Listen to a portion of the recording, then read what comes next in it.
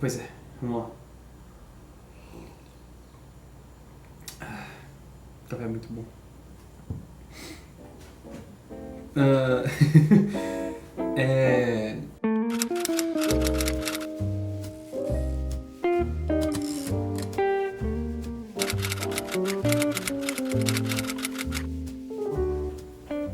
Oi, olá, bem-vindos de volta a essa série de vídeos que eu tô fazendo. Esse seria o meu vlog número 2.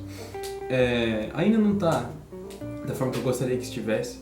Eu acho que vocês vão estar percebendo a diferença de um pro outro em questão de qualidade de vídeo agora, porque eu estou usando a minha câmera para poder gravar dessa vez e não a câmera desse notebook aqui embaixo que está gravando só o áudio. O próximo passo é um microfone e daí depois um tripé e daí depois o bagulho vai ficando muito louco, porque são também aparatos que eu quero conseguir para utilizar na minha fotografia, na verdade, na minha eventual gravação e produção de curtas-metragens aí. Uma lapela seria iradíssimo de ter, nossa senhora, não deve ser nem tão cara assim também. Eu não tive vídeo semana passada, que semana passada eu estive na casa dos meus pais pra Páscoa, então eu resolvi passar um tempo com eles. Eu não sou muito fã de ficar documentando as coisas no formato padrão de vlog, e ficar gravando todo momento da minha vida e conversando enquanto eu ando. Tanto que essa eu acho que era a expectativa de algumas pessoas quando eu falei que ia começar esse canal aqui depois de terem me sugerido, mas eu não sinto conforto em andar por aí com uma câmera falando e vlogueando normalmente. E eu gosto de comentar nas coisas depois, aqui assim, de forma mais tranquila, né?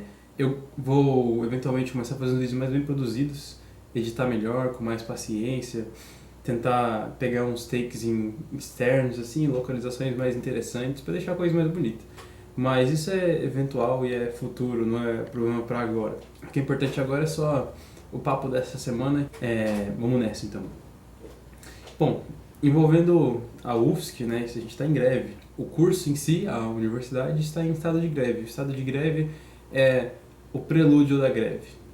Uma vez que você anuncia o estado da greve, você anuncia para quem importa que você está a um passo de paralisar as atividades, que é onde nós estamos agora. E se tudo der certo, com esses 15 dias a gente recebeu o fundo para poder melhorar o que precisamos, que seriam água e alguns blocos, banheiro, água no banheiro, reajuste salarial, reestruturação de telhado em algumas salas e também, infraestrutura geral. É o que a gente está procurando como centro de comunicação e expressão, que é onde eu tenho aula na UFSC. Já os técnicos estão procurando assuntos mais voltados à carreira, que também é muito importante, porque são eles que começaram essa greve, na verdade. A greve é toda deles, o poder é todo deles.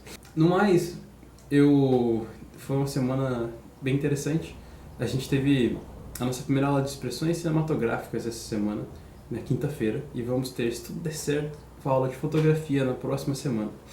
E entre as aulas de História do Cinema, Teoria da Literatura e Universo da Arte, que nós já tínhamos antes da primeira semana onde eu fiz o vlog. Eu acredito que eu falei sobre essas aulas.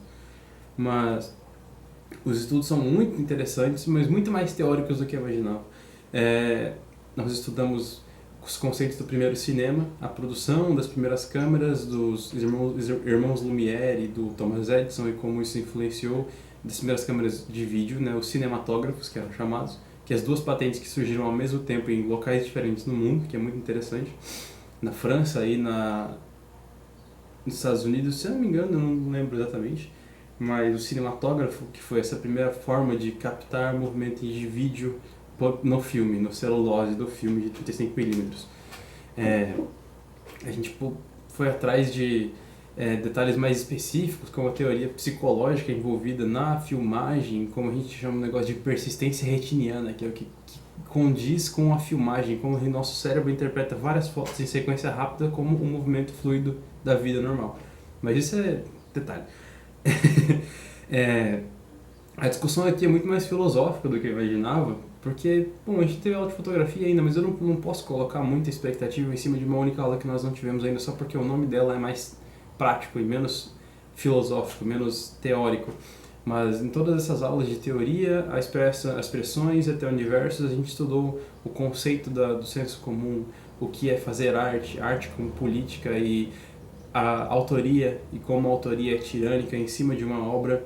E assunto que, assim, vindo disso de fora e sendo dito assim, é até meio, sei lá, parece chato e pretensioso. Mas é algo que vale a pena discorrer em outros vídeos, principalmente eu tenho uma ideia de vídeo para começar a forçar o pensamento acadêmico dentro da minha cabeça. Eu quero fazer uma análise do jogo Outer Wilds e a teoria da morte do autor de... Ai, eu esqueci o nome do cara. Tem um nome aqui, eu vou dar uma olhada. Isso, a teoria da morte do autor de Roland Barthes e também o conceito de autor de Michel Foucault, mas isso é um tipo de coisa que eu não estou acostumado a fazer, que é fazer uma análise profunda e uma análise séria, principalmente utilizando os conceitos cinematográficos de formato de vídeo, essa pesquisa em vídeo essay que as pessoas falam, que muito gringo faz isso e no Brasil também, que também é algo meio pretensioso, mas eu acho muito bonito e difícil de fazer e eventualmente se eu puder eu quero fazer algo parecido. E tirando tudo isso, nós também estudamos o conceito de cinema como uma arte e o que diferencia o cinema de outras áreas da pesquisa e outras áreas da arte, por exemplo, em expressões cinematográficas. A gente começou a ler um cara chamado Gilles Deleuze, sei lá, esse cabo aí, esse francês, que fala do cinema como a arte do bloco de movimento e duração. E que fala que a criação cinematográfica e toda a criação no geral, ele tem uma visão bem romântica das coisas, ela surge de uma necessidade dentro da pessoa. Ele diz que ideias no geral, vêm em blocos de conhecimento. Como, por exemplo, uma ideia de um cineasta nunca será a mesma ideia de um engenheiro ou a ideia de um pintor, porque nós temos o conteúdo da ideia e o formato como ela é apresentada. Então, pensa-se como em um romance e um filme, e dentro desse romance você tem uma história. Você vai adaptar esse romance para o filme, mas a sua ideia fílmica tem que ser diferente do romance, porque as mesmas coisas não funcionam. O exemplo mais atual disso são os filmes de Duna, que omitem muitas coisas do texto original, tanto quanto adaptam outras e demonstram as mais importantes para a visão de quem está produzindo o filme. Tanto que os filmes mais antigos são muito diferentes dos filmes modernos, a série de TV também, e o filme do Jodorowsky, que nunca saiu também, ia ser completamente diferente do filme do Denis Villeneuve, porque a ideia deles é uma ideia de cineasta baseada em uma ideia de um romancista, que era o Frank Herbert. E voltando então à ideia do artista, do Gilles Deleuze, essas ideias que surgem, surgem para as pessoas com certos, em seus domínios técnicos, você se torna um cineasta, então essas ideias são voltadas para o cinema, você é um romancista, então suas ideias são voltadas para o romance. Essa arte que você produz, ela vem, ou pelo menos segundo o Deleuze, o Gilles Deleuze, ela tem que vir de uma necessidade. A arte não vem de um desejo hedonista, assim, vem de uma necessidade interna. Você precisa produzir aquela arte que você vai produzir. O que é controverso, mas também é difícil de debater, porque é evidente que muitas das peças de arte que a gente mais se conecta são aquelas onde você percebe que o autor tinha uma necessidade de produzir essa arte. Como Franz Kafka, por exemplo. Ele sentia a necessidade de escrever essa luta interna que ele tinha com a depressão e com a influência do pai dele na vida dele. Isso também entra na discussão da autoria envolvendo o Michel Foucault e o Barthes, sobre como o autor influencia a obra e como nós devemos nos desvencilhar dessa obra. Mas eu já estou me perdendo e já está fazendo sentido nenhum já o que eu estou falando mais, então se eu continuar falando sobre... Se agora entrar na teoria do autor, esse vídeo vai ter muito mais tempo do que ele deveria ter. Então, por enquanto, isso é mais que o suficiente. O que importa é que essa semana foi muito boa, essas 2 semanas têm sido muito boas, foi muito bom poder visitar meus pais e minha namorada de novo. A saudade é muito potente, viver sozinho tem as suas vantagens, tem as suas liberdades, mas mudando totalmente de assunto, agora falando de um negócio mais pessoal, né? Só que o quanto que você tem de liberdade, você tem de felicidade de estar em uma nova vida, você também deixa pra trás uma certa saudade. Principalmente no meu caso, como alguém em um relacionamento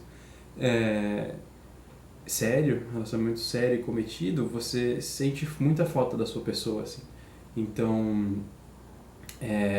são as partes mais difíceis do morar sozinho, né? E voltar para casa semana passada foi muito bom.